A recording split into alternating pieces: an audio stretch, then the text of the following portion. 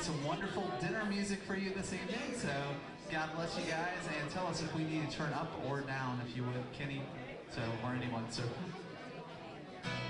Thank you.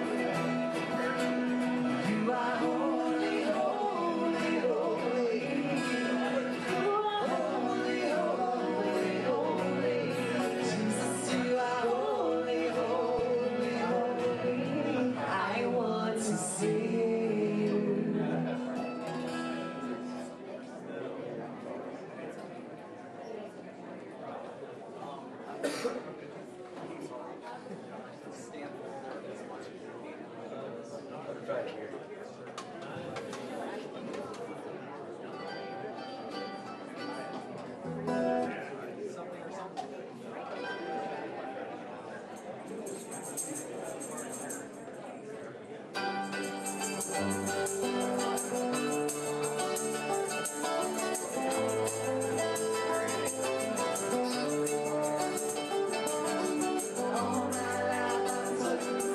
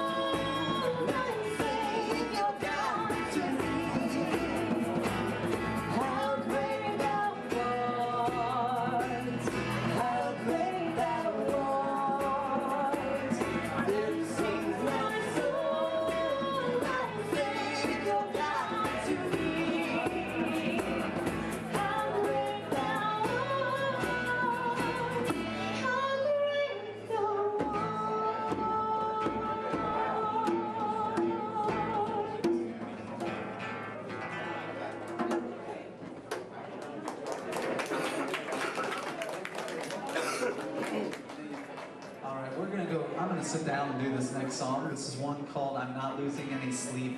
And this is a song just about reaching out to to people that need it.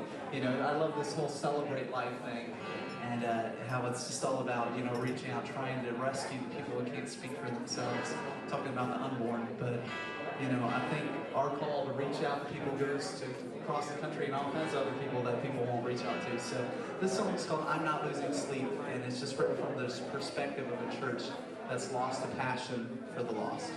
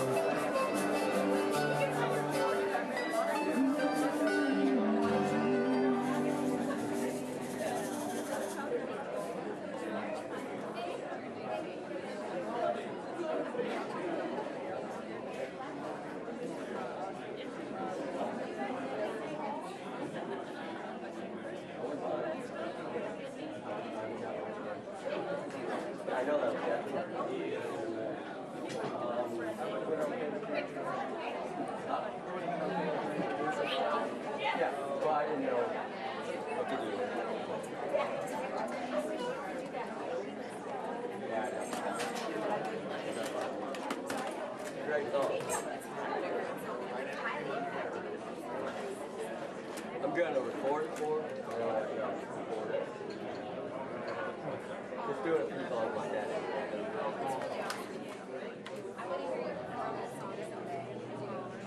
Give me just a second to figure out where I got to.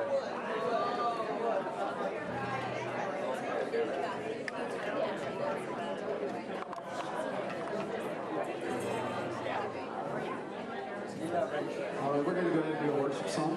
Hopefully, you know, and if you're not, enjoy it with us.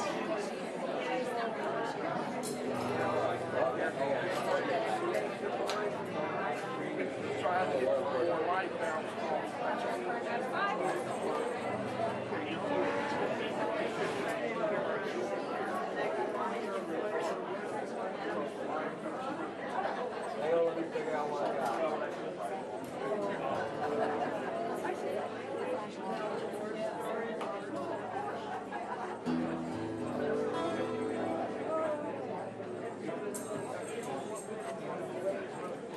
Check. Check.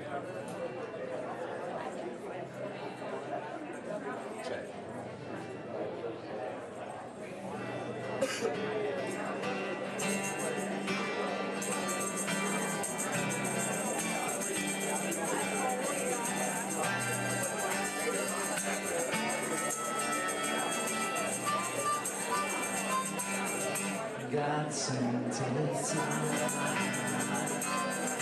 they called him Jesus. He came to us. He left he lived and died to buy my pardon and an empty grave.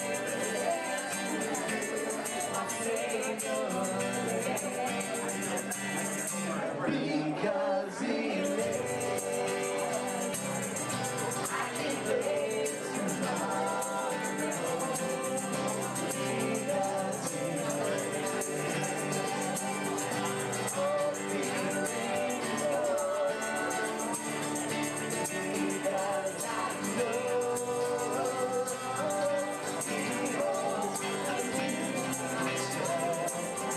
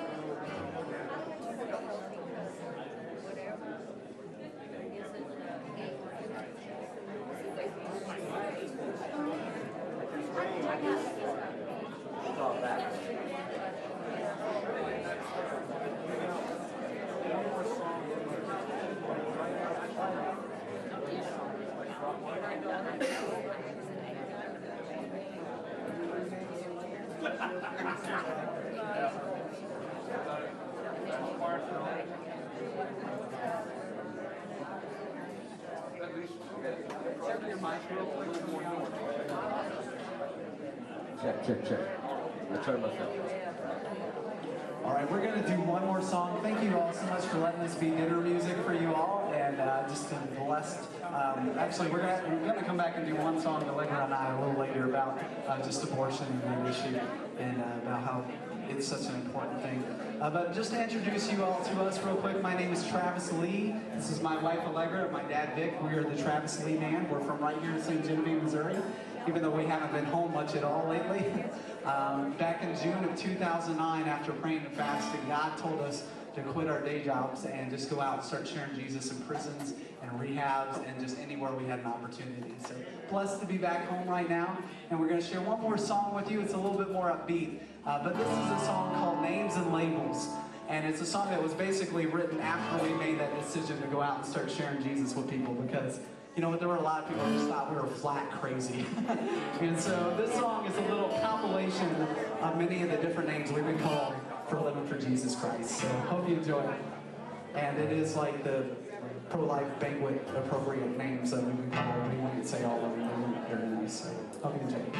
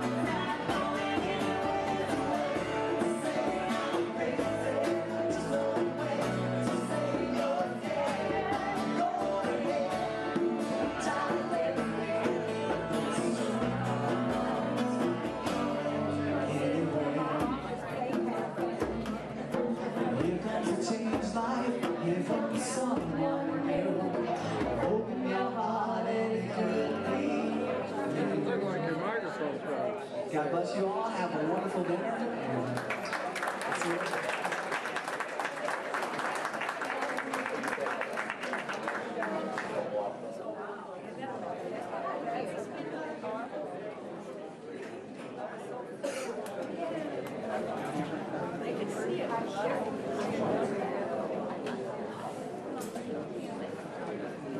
Thank you to the Travis Lee Band.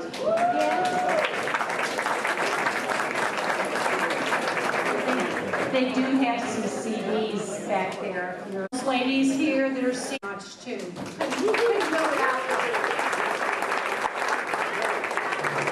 And for all your hockey fans, we'll try and keep you updated on the game. No score yet.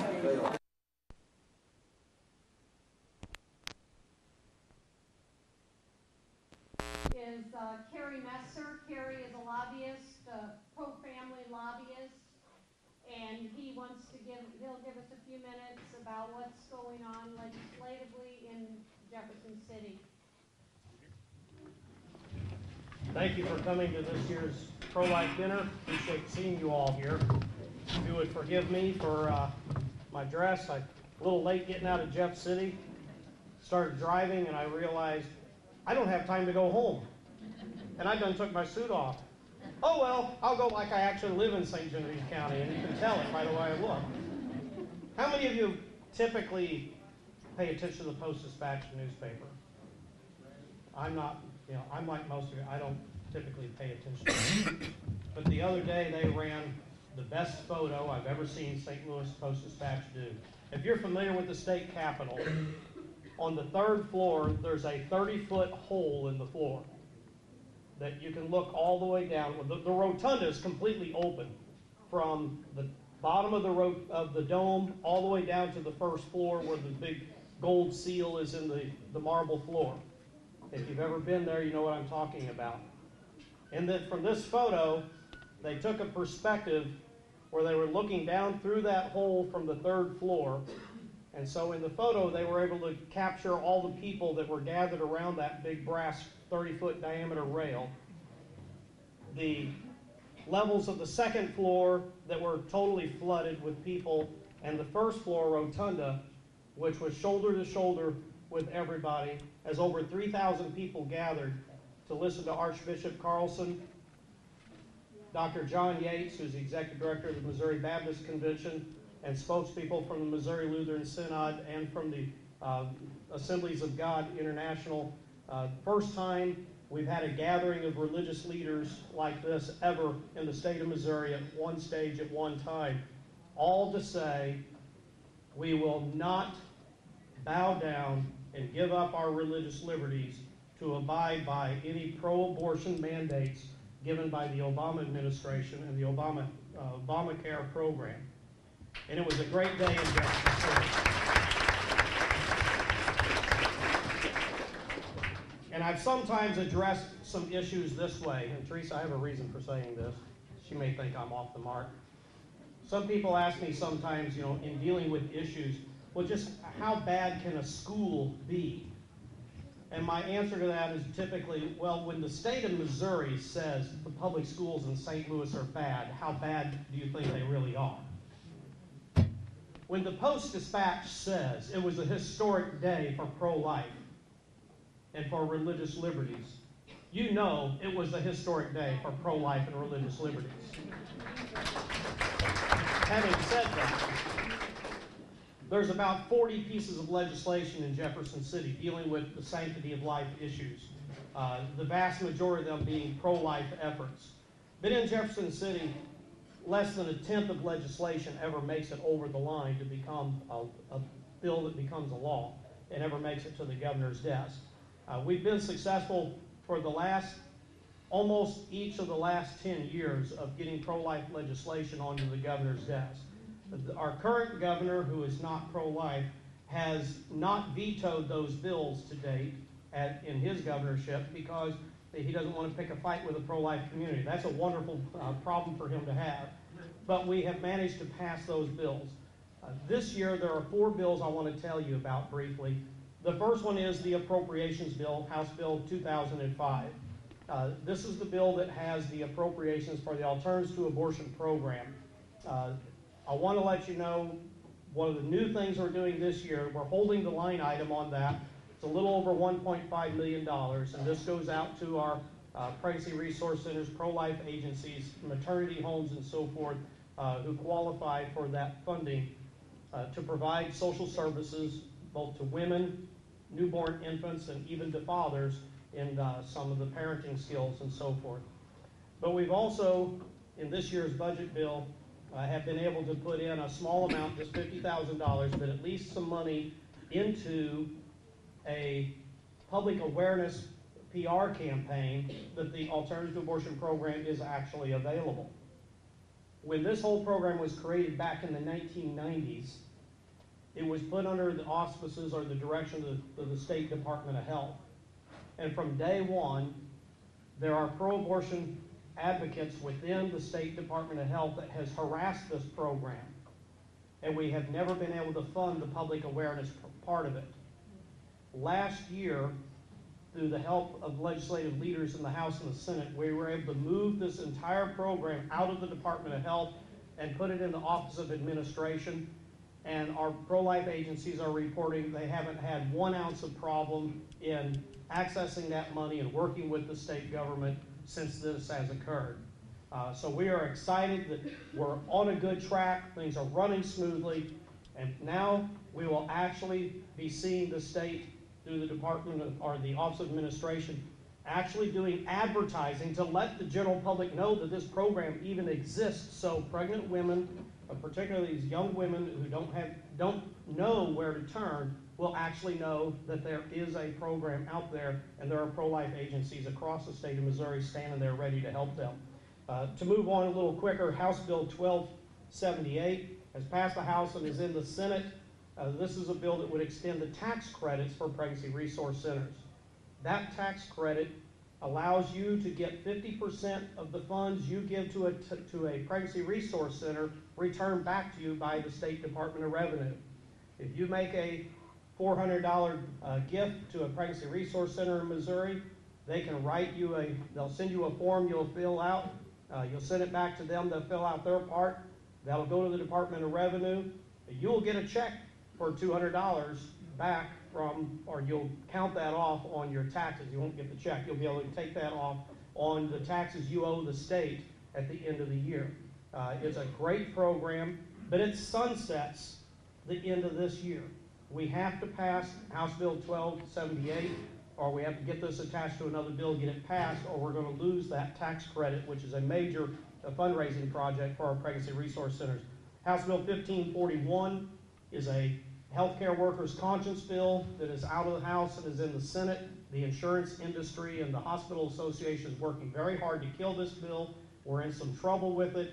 If you want to communicate on a pro-life cause, call or write your state senators, asking them please pass the healthcare conscience rights for pro-life with House Bill 1541. And then the bill that we all came to Jefferson City a couple weeks ago on religious liberty, saying that the state of Missouri will not force or will not enforce the Obamacare mandate for individuals to carry insurance that pays for abortion subsidies for other people, and we will not pay into that program. That's Senate Bill 749. It's in the House, and again, it's the insurance industry lobby that is working very, very, very hard to stop this legislation. Pray for your legislators, write to them, encourage them to support pro-life legislation. We need the help in Jefferson City, and those unborn babies need everything you can do for them. Thank you for being here today. I'm sorry for taking too long, but God bless you.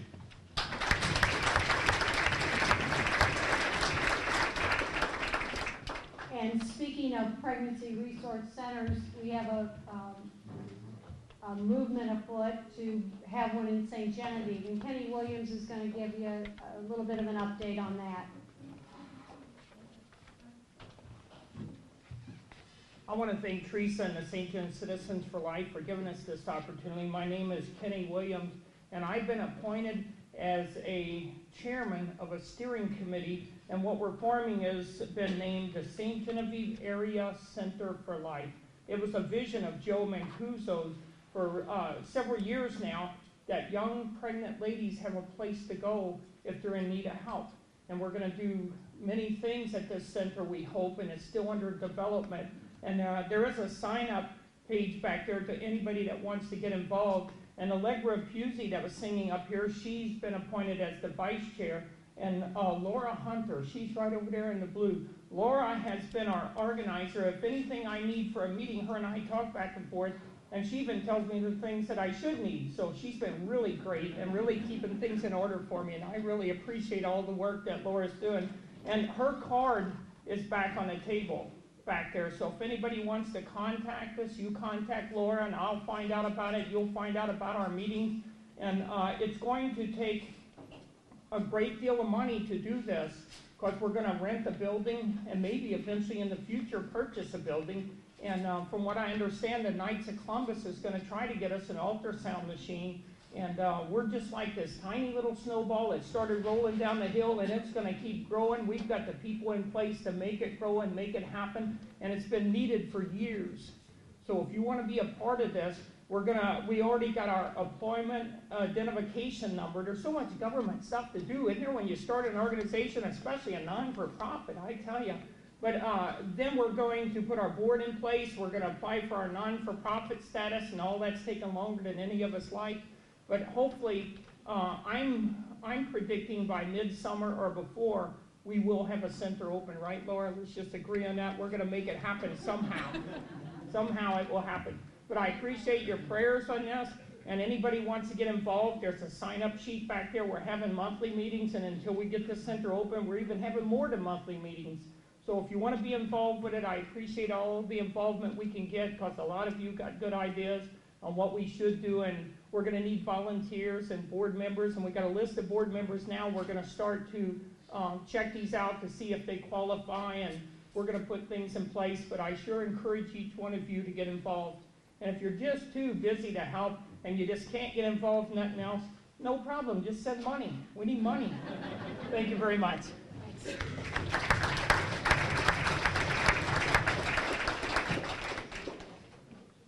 I don't think I introduced myself at the beginning. Sorry about that. Teresa Kirchner is my name.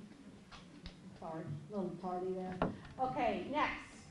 Mrs. Weiler, the religion teacher at Valley Catholic High School, took a bunch of kids to Washington in January, and some of them are here tonight, and they're going to give a little spiel.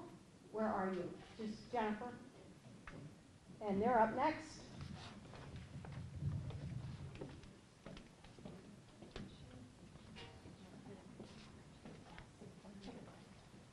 We're going to have the seniors that are here come up and say something that happened at the trip.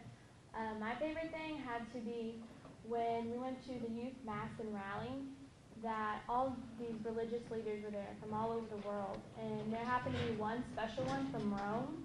He happened to be the Pope's assistant, and he read a letter to the thousands and thousands of us that were there, said how proud he was of us and how wonderful it is that we all come together for this one thing. Jennifer put a short presentation PowerPoint together, so while she's getting that, these are some of my seniors, and they are going to share some of their experiences that we had when we were in Washington, D.C. I'm Alexa Kinzel. I thought the march was pretty amazing, how many people were there, and just to think that that isn't all the people that support pro-life. So. I'm Emily Kinsley. My favorite part was when we went to the youth rally, and we had mass there, and there were hundreds and hundreds and hundreds of priests walking in, and we thought they were never going to end because they kept walking out of the store, and we thought they were never going to stop walking through. And then I thought it was cool how like each school or each group of people that was there, they would, like when they saw their priest walk out, they would clap really loud and cheer, and it was so cool. And like, when Father Schmidt walked out, we cheered really loud.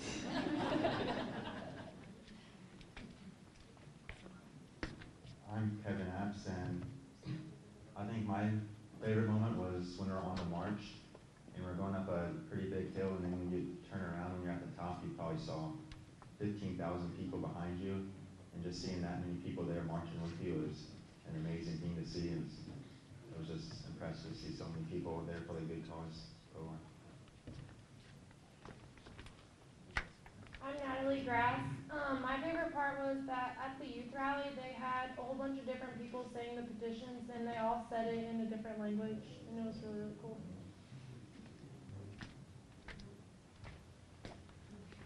I'm Eric Meyer, and one of the things that really struck me during the march was the small group that I was walking with. We were walking right next to a big group of a bunch of women that were holding signs that say they regret their abortion, and they walked the whole march with those signs, and they were shouting that out. So, pretty neat. My name is Michael Wiener. During the march, they had a big TV, and on it was like pictures of like actual abortions and little babies like in the hands with like quarters, this size of quarters, and I think that really impacted all of us being able to see that, and impacted everyone who was there.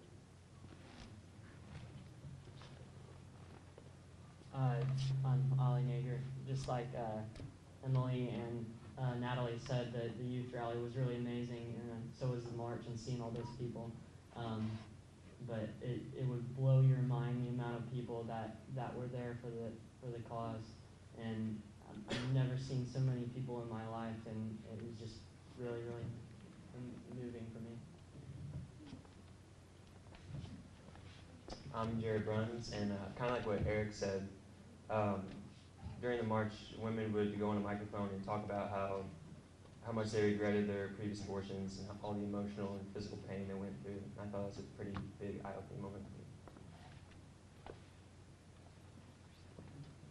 I'm Emily Balzer, and walking the march, I saw all the different kinds of people that were there, all for the same cause. And even though it was a rainy day, we were still out there marching for the cause to save lives. I'm Ashley Oakley, and I really enjoyed the youth rally and seeing how all those young people could stand up for what they believed in, and they all didn't want abortion, so they just stood up for it. I thought it was really cool.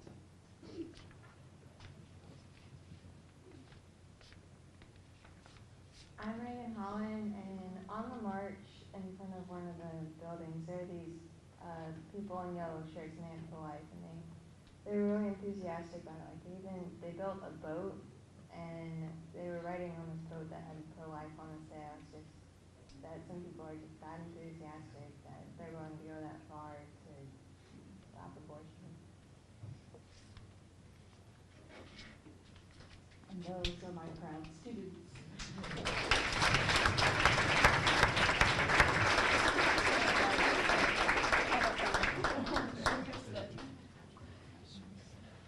Can we turn the lights down just a little bit?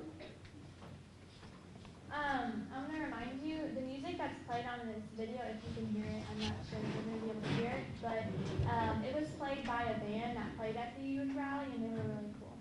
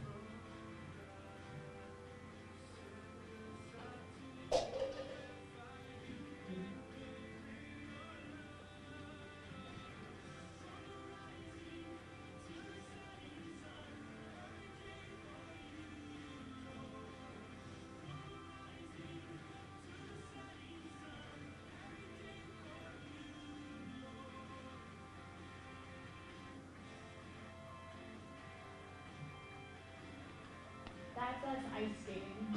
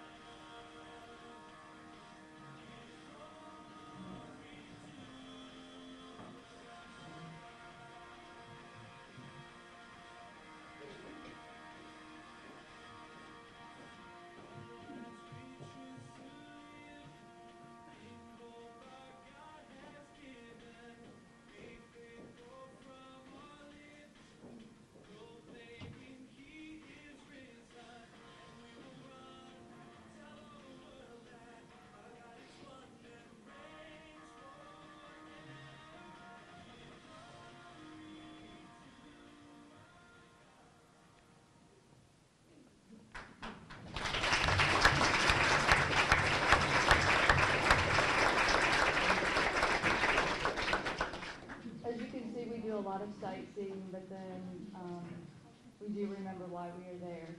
I am happy to announce that this was the first year that every single junior and senior went. So we had 51 juniors and seniors go. They do fundraising for their trip. They sell butter braids, so next year, if you're fortunate enough to get your hands on a butter braid, it is for a good cause. I do thank you all for supporting us, and I thank Jennifer and Morgan for putting that together, and I thank all my seniors for being here with their parents tonight. So thank you very much.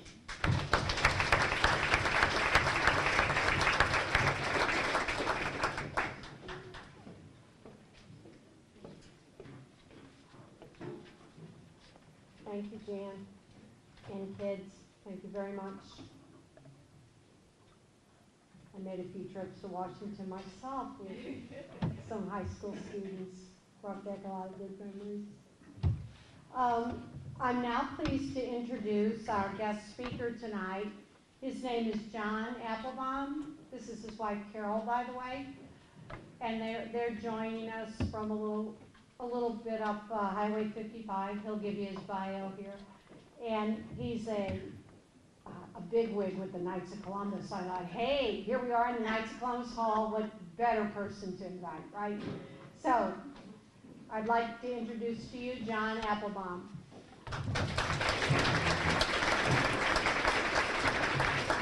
Thank you. It's certainly a joy to be with you this evening to celebrate life as you share your 19th annual St. Genevieve Citizens for Life banquet. It's a great opportunity for me to thank you not only for being here this evening and supporting this event, but to thank you for all that you've done over the past year, and indeed for many years, to help the pro-life movement. I know that there are people here who probably have been here all 19 years. People here who have been on the front for 40 years since Roe versus Wade was ruled on in January of 1973. So I thank you for all of your generous efforts in support of life. It is so important. It's especially great to see so many young people here this evening. It's important because you're not just our future, you're our hope. And every year, it's so exciting that more and more young people are hearing the call and hearing the message of life and wanting to be a part of spreading that and being about not just saying it, but being it, doing it. Not just talking the talk, walking the walk. So I want you to know how proud I am of all of you. Give yourselves a hand.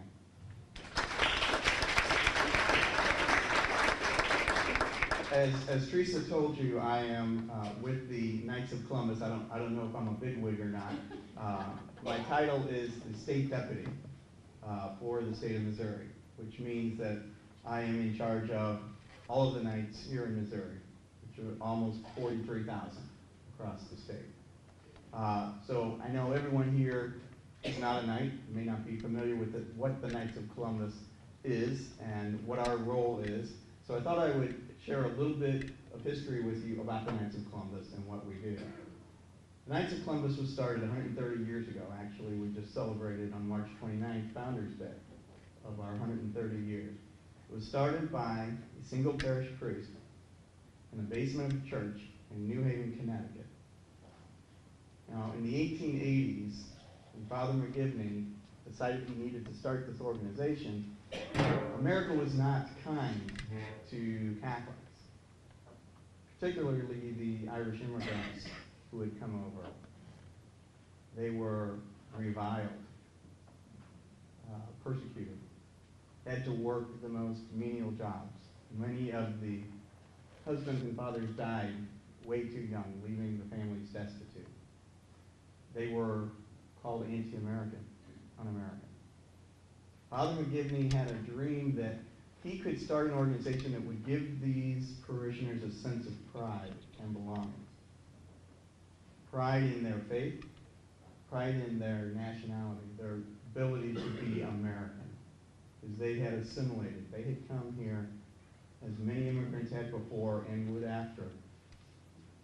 He wanted to combat bigotry, drive the wolf of poverty away from the doors, create charitable works in his community, life-affirming charitable works. That organization spread in the first 25 years. We're talking the 1880s now. Within 25 years, that organization from one parish in Connecticut was in every state in this country, in Canada, and in Mexico. Now we have more than 14,000 councils spread across North America, the Philippines, Poland. It's a great organization made up of almost 2 million Catholic men. And for the last 130 years, they have lived up to the ideals of charity, fraternity, and patriotism. And their charitable works are numerous. Last year alone, Knights of Columbus donated more than $154 million and 70 million man-hours to charity. In the last decade, more than $1.4 billion donated by the Knights of Columbus in your communities, in communities like St. Genevieve. Because that's where the grassroots are. And they've done it being a strong moral example. From beginning the hospitality tents for soldiers in the war wars, to leading the effort to place the words "under God" in the Pledge of Allegiance in 1954, to being at the forefront of the pro-life movement. Yes, any of you who have been on the march, as I have, all of our kids have, you cannot miss the presence of the Knights of Columbus at that march, handing out their signs, carrying their banners, leading the way. It is what we have been called to do for 130 years and what we will continue to do. I'm very excited to tell you about what I think is the most exciting and innovative occurrence to happen in the last 40 years of the pro-life movement. In 2009, Supreme Office in New Haven, Connecticut, of the Knights of Columbus, is that we are going to think outside the box. We're going to do something to be a game changer in the pro-life movement. They created what's called the Culture of Life Fund. There's a $2 assessment for every night that goes to this. And what they've done is to say every ultrasound machine that a Knights of Columbus Council will place in a pregnancy resource center, we'll pay half of. 50%. Those machines cost on average about $26,000. It's a hefty commitment. When I took over as state deputy in 2010, July of 2010, no ultrasound machines had been placed in any pregnancy resource center in Missouri by the Knights of Columbus. I thought we would change that. So we started working with the Supreme Council on our ultrasound initiative, and the Missouri State Council put the first 3 ultrasound machines in pregnancy resource centers in the first few months I was state deputy. We did 8 in the first year. These things are game changers. When they go into pregnancy resource centers, these women who come in who are already considering abortion, have already made their mind up that's what they need to do, 95% will refuse to have an abortion. In a 3-month study in Kansas City, 87 babies were saved. Real life, real numbers. Now, it became apparent during that first year that just placing ultrasound machines in pregnancy resource centers wasn't going to be enough. And Knights of Columbus members and councils, in fact, anyone who's an advocate for pro-life causes, is constantly inundated with requests from several different places. we've partnered with Vitae Foundation, who many of you may know. Vitae Foundation produces pro-life multimedia marketing messages. A lot of commercials, billboards, very moving, very compassionate. Knights of Columbus has partnered with them for 20 years. They're constantly hitting up councils. So I got Vitae together along with some of the ultrasound people, and I said, we can do something that is collaborative. Let's get on the same page and have one program that the Knights can get behind and not have to worry about, okay, if I give here, am I not going to give here, and are they going to get, let's have one program that incorporates everything. So we created what we called the Meet Life campaign, unique to Missouri. It combines the best of the science of ultrasound technology with the marketing, manpower, and strategies of Vitae Foundation.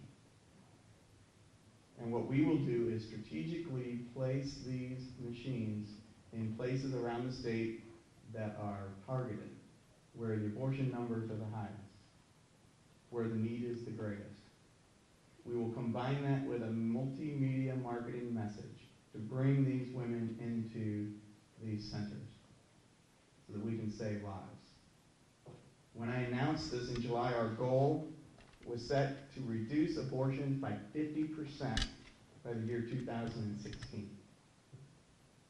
Some people said I was crazy. I don't think so. In fact, I think that by 2016 or earlier, Missouri will be the first state where no abortions are performed.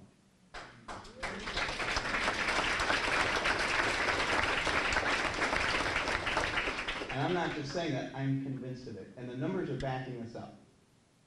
In 2010, which is the last year that numbers are available through the Department of Health, abortions for the first time since Roe versus Wade are under 10,000 in Missouri, a 10% decrease in 1 year. And we just started.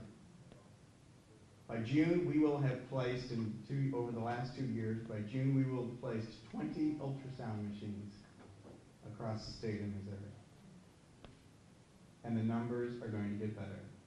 I expect that when 2011 numbers come in, they're going to be under 9,000.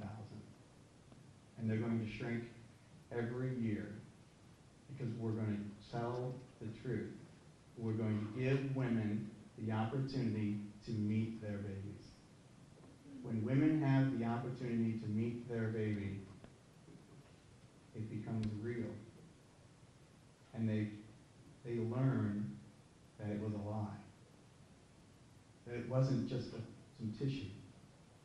That it wasn't nothing. They get to see life inside of them as early as 6 weeks. Moving.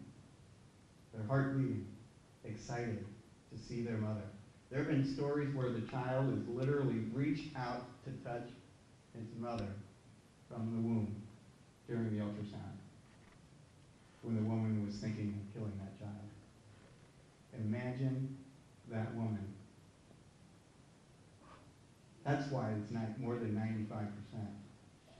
For men, and let's face it, a lot of times these women are taken there by fathers who don't want the responsibility.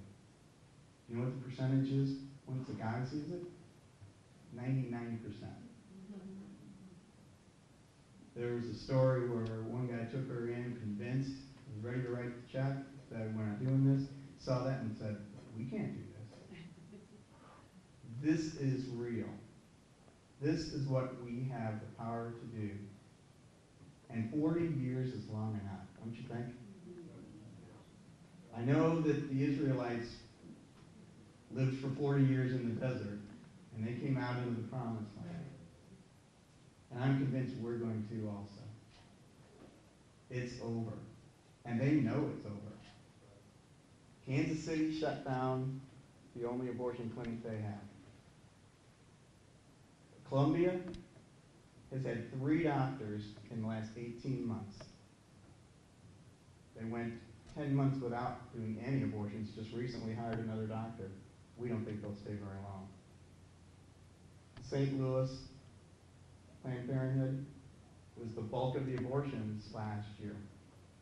We're working on a special project as part of the Meet Life campaign with a group called Thrive. Thrive, it works in the inner cities. And unfortunately, it's very difficult to place pregnancy resource centers in the inner city. Volunteers don't want to go in there and work. 9 of the top 10 zip codes for abortions are in North St. Louis, in Missouri. So what Thrive does is they have what's called a mobile medical clinic. They've bought a van. We bought them a mobile ultrasound machine, put in that van, so they can drive into the neighborhoods and get this ultrasound to these women. They decided on a lark to, I don't know how much of a lark it was, I'm sure there was some strategic science to it, but they decided to park that van outside of Planned Parenthood on Thursdays. Guess what? Planned Parenthood no longer performs abortions on Thursdays. So we're going to buy them a second van. And a second mobile ultrasound machine. With the game plan, and I'm actually meeting with them next, what's the 17th, next week, to purchase the second van and second ultrasound machine with the dedicated purpose to be outside Planned Parenthood every day.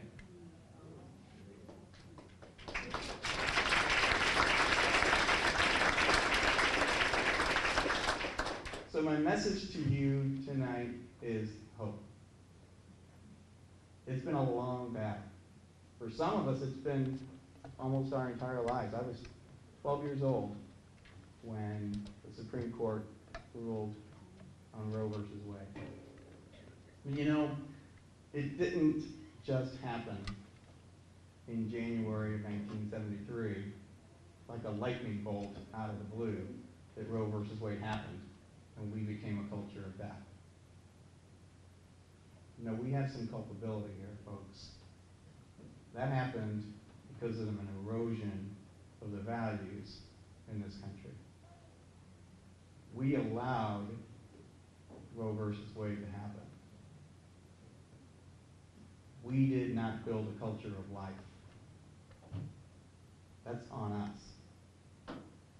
If we take it upon ourselves to build a culture of life, do we need a law that says that you should not kill a child? If we build a culture that respects the dignity and humanity of every single life, that decision never gets made. And while we pray for our elected officials to do the right thing, and while we do everything we can to make sure that people who believe in our cause are elected, we can't simply rely on them to fix this problem. 150 years ago, Abraham Lincoln couldn't fix slavery when he got elected. It resulted in the Civil War. A single law would not have changed the mindset of this country. They weren't ready.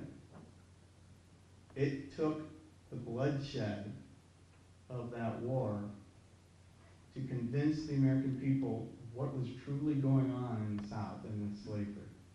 And it was only when the environment turned, that the culture turned, that people really understood what slavery was, that Abraham Lincoln was able to put out his Emancipation Proclamation.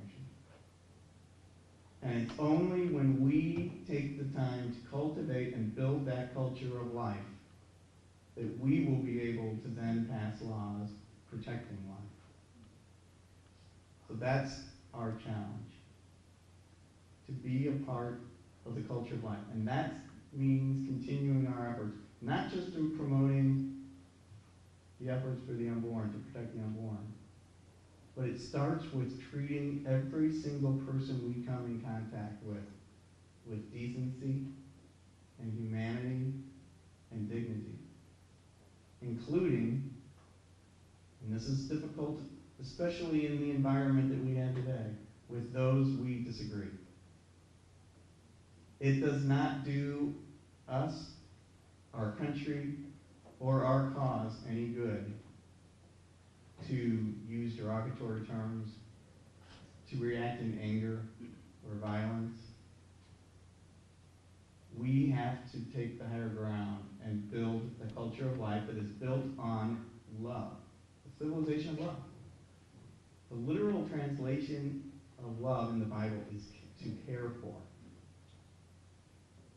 That's what we are called to do, to care for each of us individually, and then everything else takes care of itself. So that is my hopeful message to you. And I know that in times like this, especially when we see what's going on and we hear in the media constantly the drumbeat that says that we're wackos, we don't know what we're talking about, when our own government says we are going to redefine what a religious institution is so that we can control your conscience and mandate you to do things against your conscience. Yeah, we live in scary times, and it's easy to get discouraged. But you know what? I don't. Not when I can come into communities like St. Genevieve and see people come out on a Thursday night to support the culture of life. When I see kids everywhere joining us, our ranks swelling, I don't despair. I know that we are winning. And I know that with your help, we will win. So keep up your efforts, acknowledge what we're doing, celebrate what we're doing because we are winning, and keep building the culture of life. Thank you.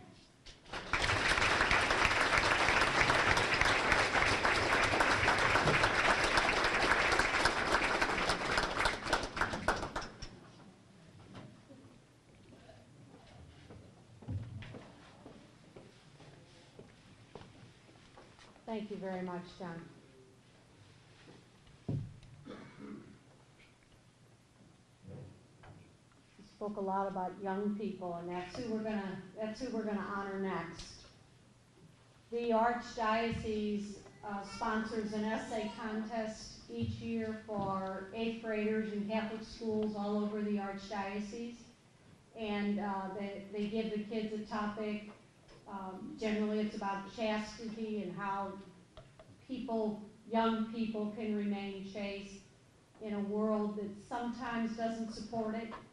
And so, and then what they pick essay winners from that, and they award scholarships to all the Catholic high schools. A few years back, they started picking a winner from each school as a finalist. And tonight we're here to honor Briley Beezer. She's an 8th grader at Valley Catholic, daughter of Steve and Diane Beezer, granddaughter of Mary Lou Dunlap, who's visiting here, and her sister there, Carly. Okay. And we're going to if we can get the photographers ready here.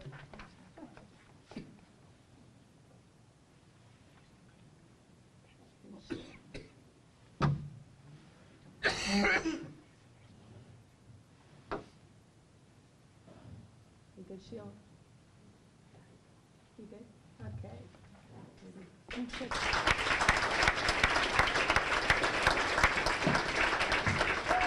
Congratulations, Briley. Did I hear Yahoo there? Good for you. Maybe you'll win that when you're in 8th grade.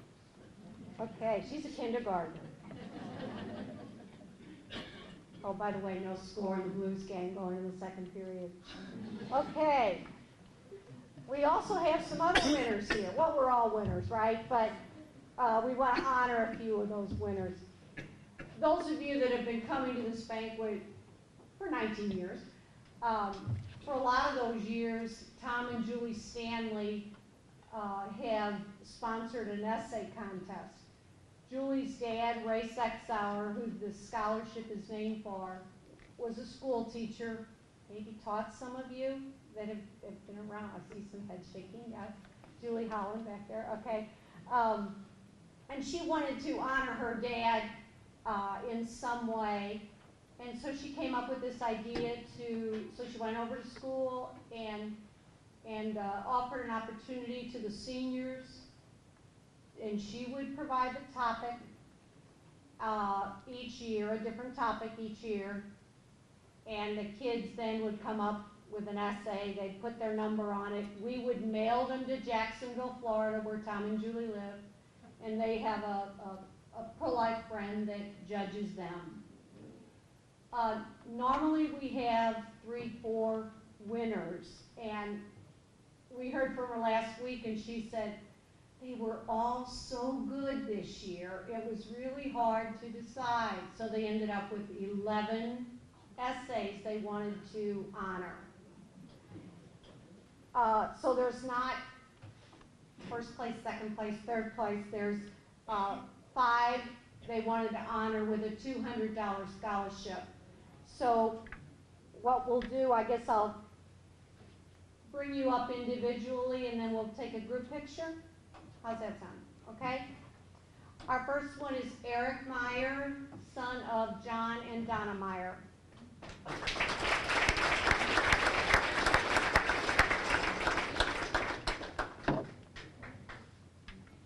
I think Eric plans to attend Maryville University. Yes. Our next honoree is Alexa Kenzel. Alexa is the daughter of Tim and Steph Kenzel.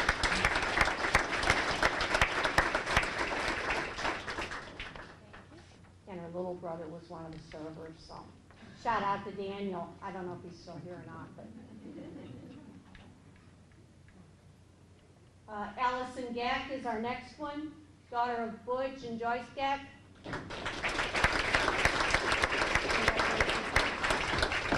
Alexa, where are you going? Alexa's going to attend Truman University, and Allison is going to be at, what'd you just call it? Southeast Missouri State University. Alzheimer's. Okay. I have a good memory, it's just short. Emily Bosler is next. Emily, yes.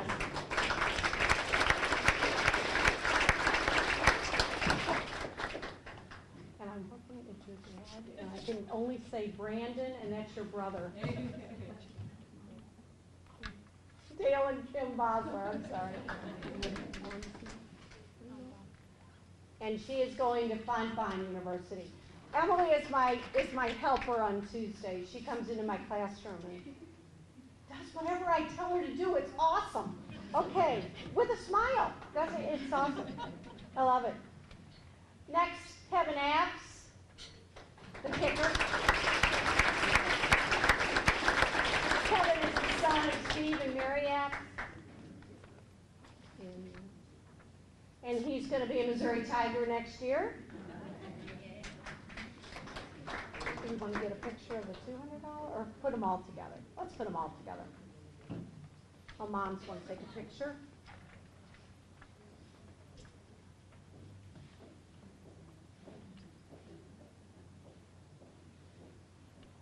The topic this year was religious liberty and the mandate. I mean, it was a lot of things they had to include in their essays. And I think their religion teacher helped them. See, she takes pictures, she teaches, she does it all. And our $50 winners. And by the way, we'll get you your money. It's not hidden here. You'll get it. I promise. Next is Michael Wiener. Michael is the son of Donnie and Annette Wiener. And he's going to go to Southeast Missouri State next year. Next is Ashley Oberle. The daughter of Jack and Laura Oberle. Congratulations. Next we have Emily Krensley.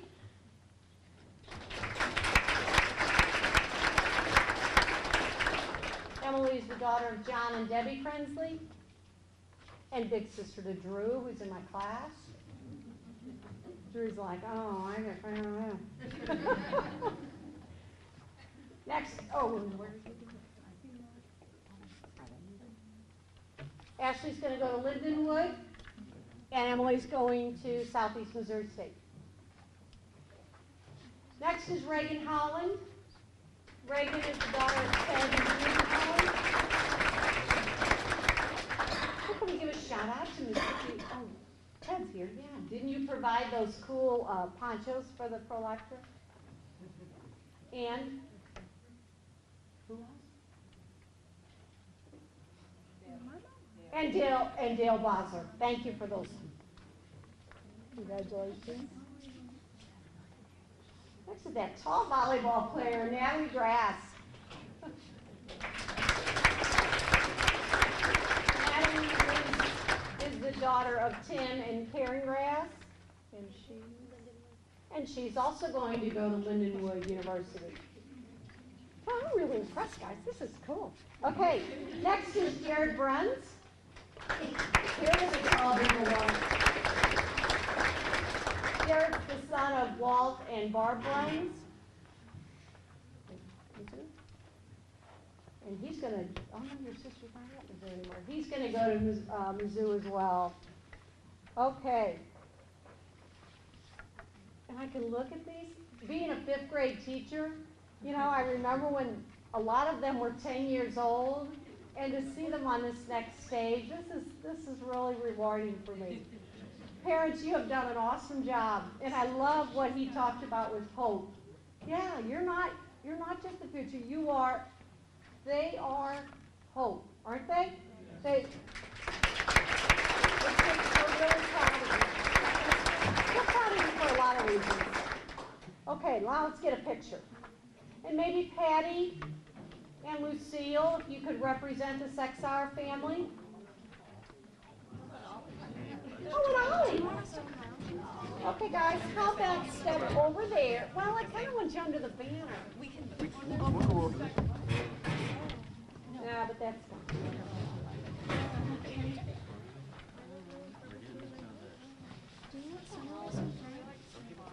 Yeah, can we make like 2 rows? Travis, can we have a little music?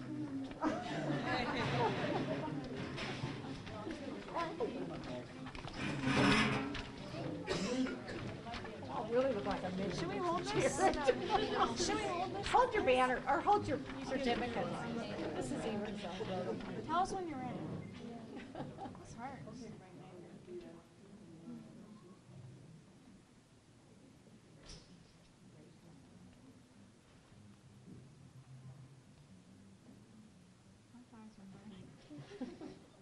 Oh, the paparazzi.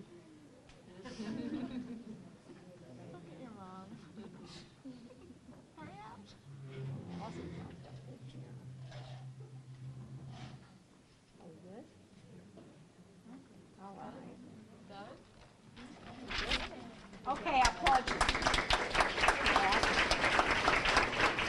Now get to your money.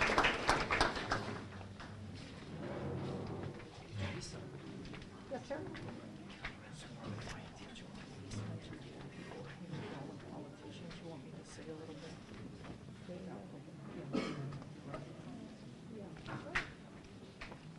So you may notice on the back of your bulletin there are different activities we do, and I'm the election pro-life candidate chairperson. I check out the elected people, the ones running for office, to be sure they qualify as pro-life people. It's because, like John had spoke about, we want people to be someone who is serious about pro-life, not just say it. We want to see actions. And without taking too much time, because we're all ready to go home already, but I do have some material that was sent here by a candidate for U.S. Senate, Todd Aiken, and this stuff is found back on the table back there.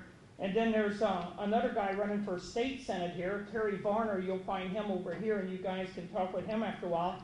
And then a Gary Romine's running for state Senate. He put stuff back on the table also. And then we got a candidate for state representative, John Robbins. He's back here also. You guys can catch up with him and get some of his literature. And Kevin Engler come in a while ago, and he's running for state Senate. Now, isn't that the shortest political stuff you ever heard? Because that's all I have to say. Thank you.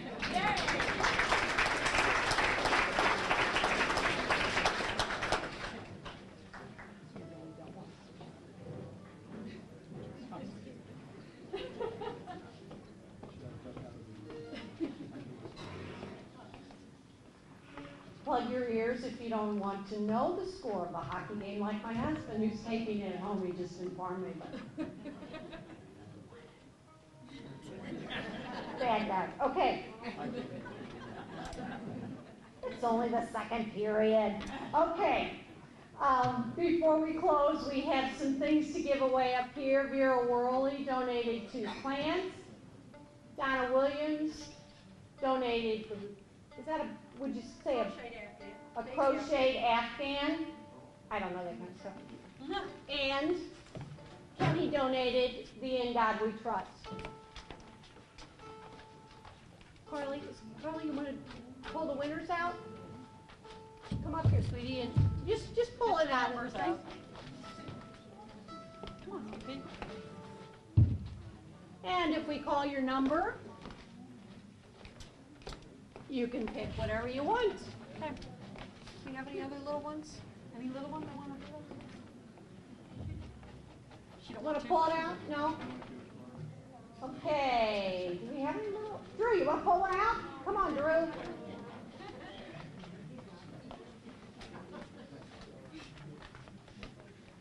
While you're doing that, those little servers are in my 5th grade and 6th grade class, so I think they've all gone home now, but let's give them a round of applause.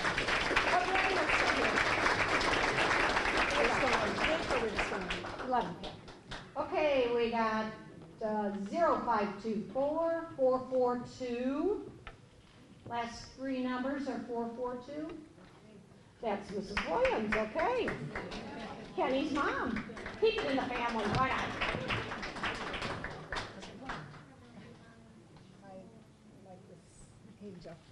Okay, it's yours. Thank you.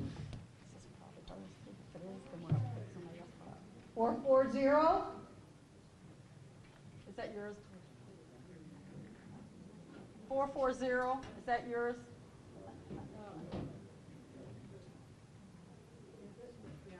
Okay. We'll find out. Shake it up, Drew.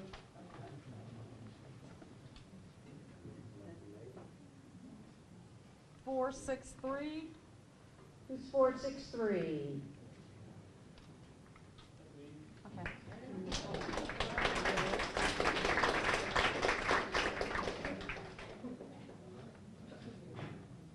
want to donate it to somebody else. You want to donate to somebody else? Yeah. Okay. What is it? It's whatever you want. Whatever you want. Choose whatever you want. Yeah, just Find somebody you look on. Oh, you've been drawing in the name? Or does somebody want to pay for it and donate to the cause?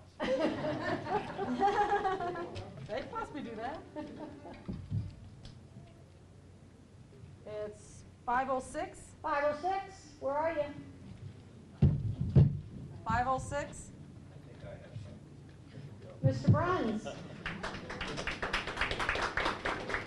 Take what you want, Walt.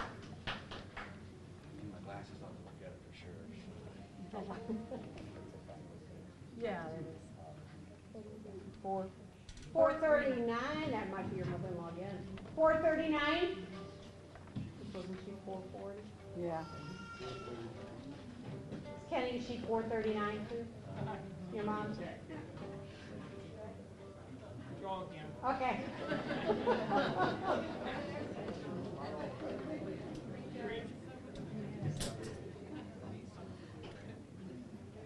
$494. Over here, Mrs. Boswell.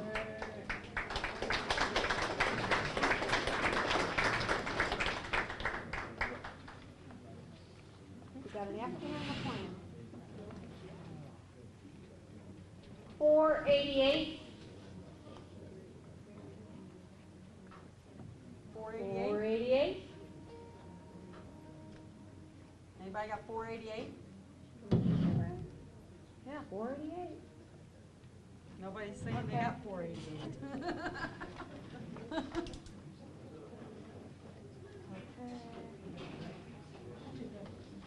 Okay.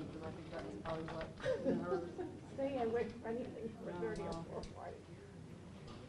474? And nobody has 474? No? 474?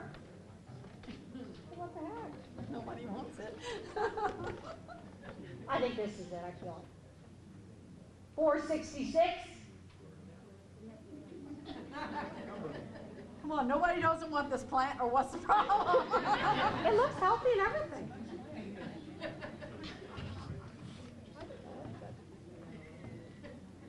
I'll take 2 and then this one. 478?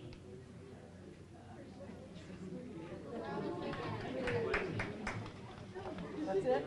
You got it? Okay. All right. All right.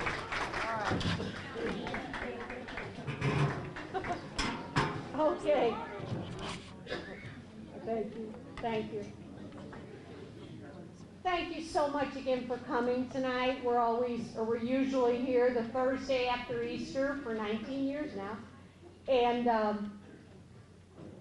if you have any ideas or suggestions for how pro-life, the awareness, the education going on that can help make it more visible and vibrant in our community, let any of us know. Kenny or myself or the good people at the Pregnancy Resource Center, your pastors, your ministers, etc. Thanks again to John Applebaum, and I think we're going to close with Allegra and Travis. They can introduce to you what their song is about. It's you wrote it, I believe. Allegra wrote it, and that's her cute little boy, some little baby back there. I don't see him now, but Celebrate life. yeah, he's got a 7-month-old Yes, baby. That's right. That's right. He's Thank right you again here. for coming, guys. All right, well, thank you so much for allowing us to come, and it's just been a privilege and an honor to be among like-minded people fighting for life. It's very refreshing. Travis had introduced a little bit of our ministry before, that we have had the privilege to travel and to encourage, rebuke, and challenge the church, if you will, to go deeper with the Lord. This song is based off of Psalm 139. And I know it's the end of the night, so I'm going to try to be brief here, but I want to intro so that you can connect on this level. Psalm 139, verse 13 states that you created my inmost being. You knit me together in my mother's womb, and you saw my unformed body when it was being created in the secret place. And that really hit me. There's nowhere we can hide from God.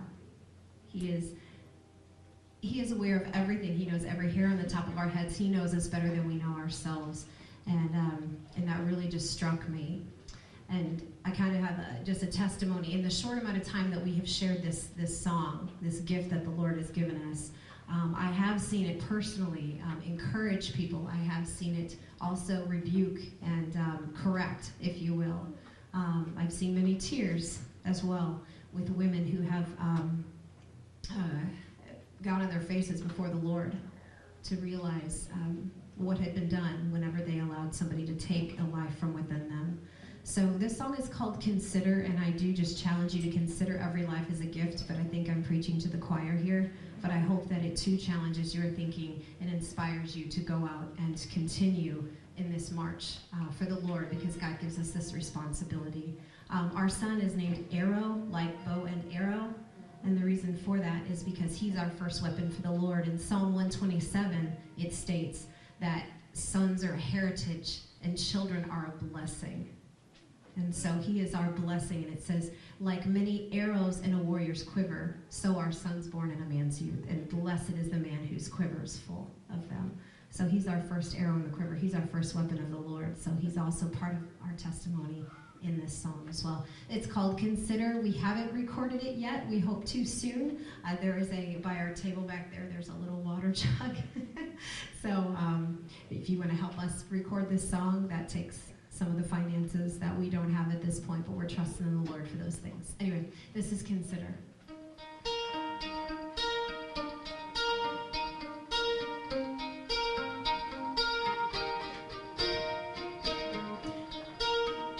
going to sound like I'm saying something I don't mean, but hang on. It's written from a perspective of a woman in an abortion clinic. Nervously she sits, she waits, clenching her fists. She wrestles with herself, her mind races. Anxiously she contemplates, she orchestrates. Justifying, she tunes her case, her thoughts chasing. That she has the right, it's not really a baby. So inconvenient and not in her plans. It's her right to choose, and there's not enough money. Completely legal, so what's the issue?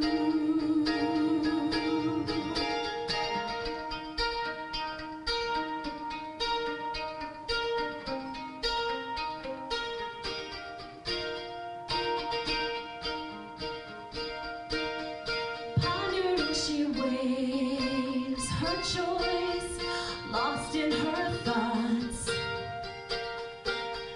Flutters within her, counting the cost, her heart pounding. That she has the right, it's not really a baby. So inconvenient and not in her plans. It's her right to choose, there's not enough money. Completely legal, so what's the issue?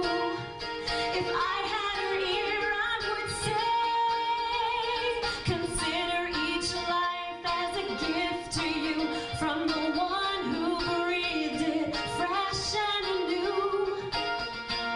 Created to fill a purpose, crafted and intricately woven, a future, a life, and a plan. Beautifully holds us in its hands.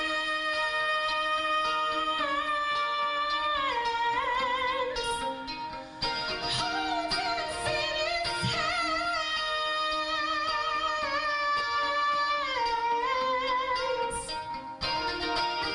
She has the right, it's not really a baby. So inconvenient and not in her plans. Her right to choose, there's not enough money. Completely legal, so what's the issue?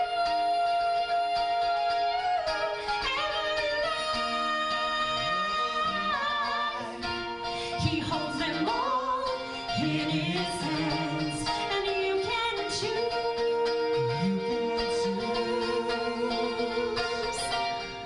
So what's the issue? Every life. He holds them all in his hands, and you can choose.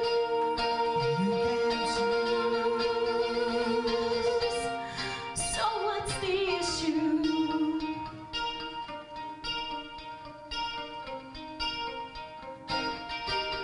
So what's the issue?